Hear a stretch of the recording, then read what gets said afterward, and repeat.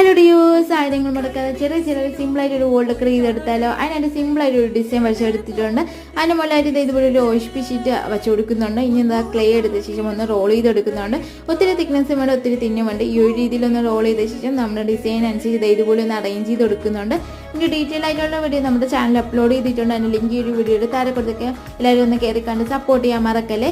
അപ്പോൾ ഇതുപോലെ ക്ലേ വെച്ച് ഉപയോഗിക്കുമ്പോൾ എനിക്ക് എപ്പോഴും ഓർമ്മ വരുന്നത് പണ്ട് അമ്മയുടെ നിന്ന് ചപ്പാത്തി മാവ് അടിച്ച് മറ്റേ ഓരോ പരിപാടികൾ ചെയ്യുന്നതാണ് കേട്ടോ. നിങ്ങൾക്ക് അതുപോലത്തെ അനുഭവമാണ് എനിക്ക് ഒന്ന് കമൻറ്റ് ചെയ്യാനും ലൈക്ക് ചെയ്യാനും മറക്കല്ലേ കേട്ടോ. ഇനി നമുക്ക് ഇതുപോലെ ഒരു 7 ഇഞ്ച് വലിപ്പത്തിൽ ഒരു കാർഡ്ബോർഡ് റൗണ്ട് ഷേപ്പിലൊന്ന് കട്ട് ചെയ്തെടുത്തിട്ടുണ്ട്.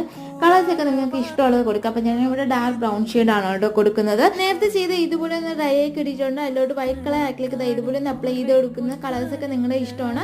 അതൊന്ന് ഡ്രൈ ആയ ശേഷം നമ്മൾ കാർഡ്ബോർഡിൽ ഇതുപോലെ ഗ്ലൂ അപ്ലൈ ചെയ്തൊന്ന് സ്റ്റിക്ക് ചെയ്തെടുക്കുകയാണ് കേട്ടോ. അപ്പോൾ 2-3 പീസ് ഇതുപോലെ ഒന്ന് ചെയ്ത് കൂടുതൽ ഹാങ് ചെയ്യണമെങ്കിൽ നല്ല ഭംഗിയായിരിക്കും. ഇതിൻ്റെ ഫൈനൽ ലുക്ക് ഇതാണ്.